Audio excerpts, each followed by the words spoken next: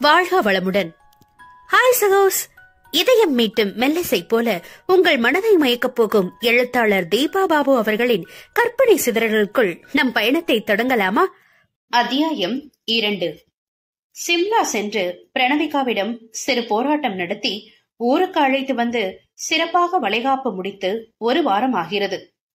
அத்தனைக்கும் சூத்திரதாரி தன் அத்தான் தான் என்று அவன் மீது கடும் கோபம் கொண்டு வழக்கம் போல் சஞ்சயிடம் பாராமுகமாக இருக்கிறாள் பெண். அவனோ அதை கடுகுக்கும் கண்டுகொள்ளாமல் மேலும் அவளை சீண்டி வம்பு வளர்த்து கொண்டுதான் இருந்தான். அத்த என்ற மருமகளின் காட்டு கத்தலில் வேகமாக அங்கே வந்த சாரதா மகனிடம்தான் திரும்பி சத்தமிட்டார். டே, அவ குணம்தான் தெரியுதே, ஏண்டா சும்மா கடுப்படிச்சிட்டு இருக்க? உன் செல்ல மருமக குணம் மட்டும்தான் உனக்கு கண்ணுக்கு தெரியுமா? பையனை பத்தியெல்லாம் எப்பவும் நினைச்சிடாத. அதற்கு சாரதா பதில் கூறும் முன், ஏ அத்தையும் மாமாவும் உன்னை இங்க என்ன குறைய வளர்த்துட்டாங்க? அவங்க வளர்த்து விட்ட திமிருக்கு தானே நீ பெங்களூர் வர ஓடி போய் ஆட்டம் காட்டின என்று பாய்ந்து கொண்டு வந்தாள் பிரணவி. வயிற்றுல பிள்ளைய வச்சுக்கிட்டு எதுக்கடி இப்படி கத்துற? உன் ஆங்காரம் எல்லாம் அதுக்கும் அப்படியே வந்துட போகுது என்று கோபமாக கண்டித்தான் சஞ்சய். பெண் முகத்தை சுளிக்க, அச்சோ ஆமாடா கண்ணு, கொஞ்சம் அமைதியா இரு. பிரவீன் வேற உங்க 2 பேர் பத்தி தெரிஞ்சு என்கிட்ட தனியா சொல்லியே அனுப்புனா என்று சாரதா பதறினார். எல்லாம் அந்த அத்தானாலதான் வருது. இவன் தான் எப்பவும் என்ன செய்துகிட்டே இருக்கான். நீ புத்தியா நடக்கலன்னு நல்லது எடுத்து சொல்லி செஞ்சதுக்கு நீ தாண்டி ஓவரா முகத்தை தூக்கி வச்சுக்கிட்டு என்கிட்ட வம்பு வளர்க்குற. ஆமா, அத்தானை பார்த்த நாள்ல இருந்தே அவனை என்கிட்ட இருந்து பிரிக்கிறதான உன்னோட வேலையே. எனக்கு ஆசை பாரு. உனக்கு எல்லாம் பாவம் பார்த்து அவன் கூட சேர்ந்து தேடி அலைஞ்சு அவனை பத்தி எல்லா விவரமும் கண்டுபிடிச்சு சீக்கிரமா கல்யாணம் செஞ்சு வச்சேன்ல, என்ன சொல்லணும் என்று பல்லை கடித்தான் ஆடவன். ஐயோ, இத மறுக்க முடியாதே. இந்த அத்தா மட்டும் அன்னைக்கு எங்களுக்காக ஸ்டெப் எடுக்கலன்னா எங்க கல்யாணம் இவ்வளவு சுலபமா நடந்திருக்காதே என அப்படியே அடங்கினாள் பிரணவி. மெல்ல அவனை நெருங்கி அமர்ந்து, சரியத்தான், நீ சொல்றது உண்மைதான். ஆனா இப்ப இப்படி பிரிச்சு வச்சிருக்கியே என்று அவன் தோல் சாய்ந்து பாவமாக பார்த்தாள். இந்த பப்பி ஃபேஸ் எல்லாம் உன் புருஷன்கிட்ட வச்சுக்கோ, நான் ஏமாற மாட்டேன் என முறைத்து அவளை விலக்கி அமர்த்தியவன், அவனை நினைச்சு இவ்வளவு கவலைப்படுறவ உன்னை நம்பி வயிற்றுல இருக்க ஜீவனையும் நினைச்சு பாருடி. என்னதான் பிரவீன் டாக்டரா இருந்தாலும் எதுக்கு தேவையில்லாத ரிஸ்க் எடுத்து நீயும் கஷ்டப்படணும், எல்லாரையும் டென்ஷன் ஆக்கணும் என்றான் எரிச்சலுடன். சரி விடு, அதான் கூட்டிட்டு வந்துட்டீங்களே. முகத்தை தூக்கி வைத்து சொல்பவளை அழுத்தமாக பார்த்து, நீதான் விடணும். சும்மா அதிலேயே கடந்து பொங்காம மனசு அமைதியா வச்சு உன்னையும் பிள்ளையையும் ஒழுங்கா பாத்துக்கணும் என்று தானும் நிதானமானான். ஓகே தான் என்று சமர்த்தாக அவள் தலையாட்டும் பொழுதே சிதம்பரம் அங்கே வந்தார். என்ன ஏதோ பஞ்சாயத்து ஓடுற மாதிரி இருக்கு? என் பொண்டாட்டி வேற கைய பசிஞ்சுக்கிட்டு நிக்கிறா. என்ன பஞ்சாயத்து? அதெல்லாம் ஒண்ணும் இல்ல, சும்மா இவளை கொஞ்சம் அட்வைஸ் பண்ணிட்டு இருந்தேன் என்று அவள் தோள் மீது கையை போட்டான் சஞ்சய். ஓ, அதை என் மருமகளும் நல்லா பொறுமையா கேட்டுட்டு இருக்கா, இத நான் நம்பணும் என்றார் அவர் நக்கலாக. உடனே என்று பற்களை காட்டிய பிரணவி, நீங்க நம்பலனாலும் அதுதான் மாமா நிஜம் என்று அப்பாவியாய் விழிகளை விரித்தாள். அடவாளு என அவள் தலையை பிடித்து ஆட்டி சிரித்தவரிடம் சஞ்சய் ஏதோ அலுவல் தொடர்பாக பேச்செடுக்க சாரதா கணவனுக்கு தேநீர் எடுத்து வர சென்றார். வந்த வேகத்தில், அண்ணா நீங்களும் வந்தாச்சா என மீண்டும் நகர முயன்ற தங்கையை தடுத்த வாசு, அதெல்லாம் நான் வெளியில ஒரு ஃப்ரெண்டு கூட குடிச்சிட்டேன், நீ இப்படி உட்காரு, முக்கியமான விஷயம் பேசணும் என்றார். என்னதுப்பா, அத்தானுக்கு எதுவும் அலைன் செட் ஆயிடுச்சா என ஆர்வமாக கேட்டாள் மகள். மெல்ல பெருமூச்சு எடுத்துக்கொண்டவர், எங்க இவன் கண்டிஷனுக்கு எதுவும் செட் ஆக மாட்டேங்குது என்றார் அலுப்புடன். அப்படின்னு அத்தான் பெரிய கண்டிஷன் போட்டுட்டான். ஒன்னே ஒண்ணு, அதுவும் பொண்ணு உள்ளூரா இருக்கணும்னு மட்டும்தான் சொல்லியிருக்கான். இது ஒரு விஷயமா என அசட்டையாக வினவினாள். நல்லா கேளு நீ, இதுக்கு போய் 3 பேரும் என்கிட்ட முணுமுணுக்குறாங்க என முகத்தை சுளித்தான் சஞ்சய். நீ விடத்தான், இந்த பெருசுங்களே இப்படிதான் என அவன் கையை தட்டி கொடுத்தாள் பிரணவி.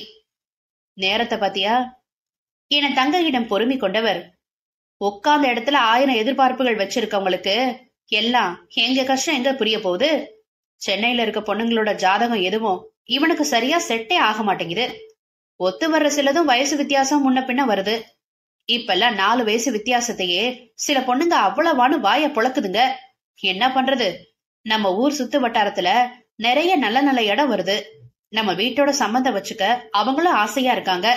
இவன் தான் ஒத்துக்காம முட்டுக்கட்ட போடுறான் என்று மருமகனை முறைத்தார் வாசு. மாமா, நான் தான் ஆரம்பத்திலேயே சொல்லிட்டேனே, எனக்கு இந்த வெளியூர் பொண்ணு அவங்க வீட்டுல போய் மாப்பிள்ளன்னு தங்கறதெல்லாம் சுத்தமா சரி வராது. கல்யாணம் பண்ணிட்டு நான் அப்படி போகாம இருந்தா என் நிம்மதியோட சேர்த்து உங்க எல்லாரோட நிம்மதியும் தான் போகும். பாத்துக்கோங்க. உன்னை நம்பி கட்டிட்டு வரவளை விட்டுட்டியே, அவ பிறந்த வீட்டை ஒதுக்குறேன்னு அவளும் தான் மூக்க சிந்துவா. சாரதா மகனிடம் நொடிப்புடன் கூற பிரணவியோ அத்தையின் வார்த்தைகளில் வாய்விட்டு நகைத்தாள். என் வாழ்க்கை உனக்கு காமெடியா இருக்கடி. அத்தா, பேசாம ஒண்ணு செய். நீ நம்ம சென்னைக்காரி எவளையாவது நீயா பார்த்து லவ் பண்ணி கல்யாணம் செஞ்சுக்கோ. அதுதான் உனக்கு செட் ஆகும். லவ் தானே? அப்படியே உன் அத்தானுக்கு பொத்துக்கிட்டு வந்துட்டாலும் இவன் திமிரா வெறப்பா சுத்துறதுக்கெல்லாம் எந்த பொண்ணும் செட் ஆக மாட்டா. சாரதா என ஒரே நேரத்தில் தன் கணவனும் அண்ணனும் கண்டிக்கவும் சலிப்பாக பார்த்தார் அவர். நீயும் கொஞ்சம் யோசிய சஞ்சய். வெளியூர்ல யாரும் பொண்ணு கட்டுறது இல்லையா என்ன? நானே உன் அம்மாவை அப்படித்தானே கல்யாணம் பண்ண என்றார் சிதம்பரம். எனக்கு செட் ஆகாதுன்னு தானப்பா நான் சொல்றேன். பையனும் சிறிது எரிச்சலுடன் முகத்தை காட்டவும், சரி விடுங்க மாமா, இன்னும் வேற பக்கம் சொல்லி வச்சு பாக்கலாம். இப்பவும் என் ஃப்ரெண்டு வெளியூர் பொண்ணு ஒண்ணுதான் சொன்னா என்று வாசு கூறவும் விரைந்து அவரிடம் திரும்பினான் சஞ்சய். தயவு செஞ்சு வேணாம் மாமா, மறந்து யாரும் கன்வின்ஸ் பண்றாங்கன்னு வாக்கு கொடுத்தாதீங்க நீங்க என எச்சரித்தான். அது எப்படிடா உன் விருப்பம் இல்லாம பேசி முடிப்பாங்க? அந்த கவலை எல்லாம் உனக்கு வேணாம். மாமன் மருமகனை முறைக்க, ஓகே, எனக்கு ஒரு போன் கால் பண்ணணும் என சட்டென்று எழுந்து தன் அறைக்கு சென்று விட்டான் அவன். அங்கிருந்து தப்பிக்க காரணம் சொல்லிவிட்டு வந்தவனுக்கு பெண் திருமணம் என்கிற பேச்செல்லாம் துவக்கத்தில் மட்டும்தான் லேசான சலனத்தை உண்டு பண்ணி உள்ளுக்குள் ஒருவித எதிர்பார்ப்பை ஆவலாக தோற்றுவித்திருந்தது. தற்பொழுது இவனுக்கு பிடிக்காத விதமாக எங்கேயாவது வெளியூரில் சிக்க வைத்து விடுவார்களோ என்றுதான் பெரிதும் கவலையாக இருந்தது. அதிலும் இந்த விஷயத்தில் வர வர பெற்ற அன்னையே தன்னை மிகவும் கடுப்பாக்குவதுதான் பையனுக்கு சரிகாண்டாகிறது. அன்றொரு நாள் அப்படித்தான். ஏண்டா, நீ பண்ற அலும்பெல்லாம் பார்த்தா நான் ஏதோ பொம்பளை பிள்ளைய பெத்து வச்சு என்ன வெளியூர்ல எதுவும் கட்டி கொடுத்துடாதீங்க அம்மான்னு அவ பதற மாதிரி ஒரு ஃபீல் வருதுடா எனக்கு என்று தன் நாடையில் கை வைத்து புலம்பி இவனது இரத்த அழுத்தத்தை ஏகத்திற்கும் ஏற்றிவிட்டார். கடைசியில என் நிலைமை என்னதான் ஆக போகுதோ? இவங்களா பார்த்து ஒரு உள்ளூர் பொண்ணை எனக்கு பேசி முடிப்பாங்களா, இல்ல நானாதான் அம்மா சொல்ற மாதிரி ஏதாவது லவ்வ தேடி ஓடணுமா? ஆனாலும் அம்மா கிண்டல் பண்றது போலவே நமக்கு லவ் எல்லாம் செட் ஆகுமா? சிந்தனை அதன் போக்கில் சிறகை விரிக்க இவனால் கற்பனையில் கூட ஒரு பெண்ணின் மீது ஆசை கொண்டு அவள் பின்னால் செல்வது போல் ஒரு உருவகத்தை கொண்டு வர முடியவில்லை. நண்பர்களுடன் மாதம் ஒருமுறை மது விருந்து கொண்டாடுவது சஞ்சயின் வழக்கம். அவர்களுடனான சந்திப்பை அப்படி இலகுவான கேளிக்கை நேரமாக ஒருவன் வரையறுக்க அனைவருக்குமே அது ஏற்புடையதாக இருந்ததால் அவ்வாறே மகிழ்ச்சியுடன் பின்பற்றி வருகின்றனர். அவன் வீட்டினருக்கும் அது நன்றாக தெரியும். இன்றைய நவநாகரிக உலகில் ஓரளவுக்கு மேல் தங்கள் மக்களை கைக்குள் வைத்திருப்பது எல்லாம் சாத்தியமில்லாத காரியம் என்பதால் சிதம்பரமும் சின்ன நிபந்தனையோடு மகனை அவன் போக்கில் விட்டுவிட்டார். உன் உடல் நலமும் மரியாதையும் உன்னை விட எங்களுக்கு மிகவும் முக்கியம். அதை மட்டும் என்றும் உன் நினைவில் வைத்துக்கொள் என முடித்துக் கொண்டார். இதைவிட நாசுக்காவும் நாகரிகமாவும் ஒரு தந்தையால தன்னோட மைந்தனுக்கு அறிவுறுத்திட முடியுமா என்ன? ஏற்கனவே தொழில் விஷயத்தில் பக்குவமின்றி நடந்து வீட்டை விட்டு பிரிந்து தனிமையில் வாழ்க்கை பாடம் கற்றறிந்திருந்தவனுக்கு பெற்றவரின் மீதான அன்பும் அபிமானமும் அவரின் ஒவ்வொரு செயலிலும் மேலும் மேலும் விண்ணை தாண்டி உயரத்தான் சென்றது.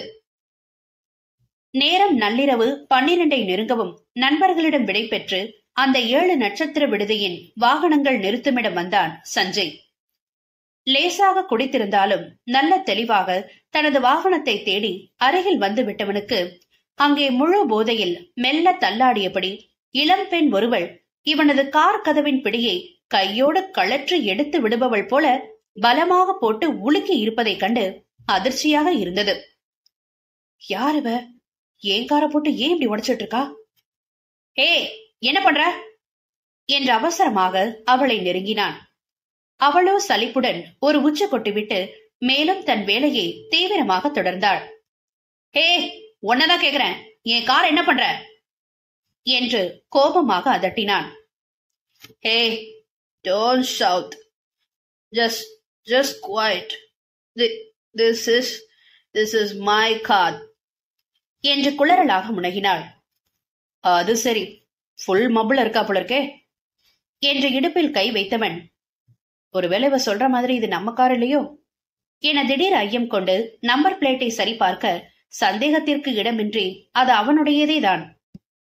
இன்னமும் கதவின் பூட்டில் அரைகுறையாக சொருகி வைத்திருந்த சாவியை திருப்பியபடி அதை திறக்க முயன்றவளை பார்த்தவாறே, இவளை எப்படி ஹேண்டில் பண்றது, பொண்ணா வேற இருக்கா, செக்யூரிட்டியை கூப்பிடுவோமா என கீழ்கட்டை கடித்தவனுக்கு சட்டென்று ஒன்று தோன்ற, டோர் ஹேண்டில போட்டு இப்படி உடைக்கிறதுக்கு பதிலா கீ ரிமோட்டை வச்சு ஓபன் பண்ணலாம்ல என்று யோசனை கூறினான். என இழுத்தவள், வேதத்திக்காய் கீ வச்சுதான் ஓபன் பண்ணுவேன் என்றாள். சுத்தம், இது வேறையா என்ன, எழுவு ரொம்ப ஜாஸ்தியா இருக்கே என்று தன் பொறுமையை இழந்தவள், ஹே ஹே இங்க பாரு, இது என்னோட காரு, என் கையில இருக்க கீ ரிமோட்லயே இப்ப ஓபன் பண்ண போறேன், நல்லா உன் கண்ணை திறந்து வச்சு பாத்துக்கோ என்றவாறு தன் கையில் இருந்த சாவியால் வாகனத்தின் பூட்டை திறந்தான். ஹே, தெரிஞ்சிருச்சு என உற்சாகமானவளோ பட்டென்று ஓட்டுநர் இருக்கையில் ஏறி அமர்ந்து விட்டாள்.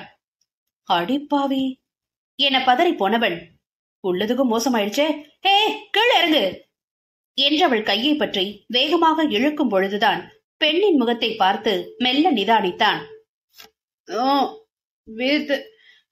வீட்டுக்கு போனோம் என அவன் கரத்தை முரட்டத்தனமாக உதறி தள்ளினாள் அவள். தன் வசம் இல்லாது அவளின் கையை இலகுவாக விடுவித்தவன் இமைகளை கூட சிமிட்ட மறந்து அவளையே ஊன்றி பார்த்தபடி அப்படியே குழப்பத்துடன் நின்றிருந்தான். நட்புகள் எல்லாரும் நம்ம சேனலை மறக்காம சப்ஸ்கிரைப் பண்ணுங்க, கதையை கேளுங்க, லைக் பண்ணுங்க, கமெண்ட் பண்ணுங்க, பிடிச்சவங்க ஷேர் பண்ணுங்க. நன்றி.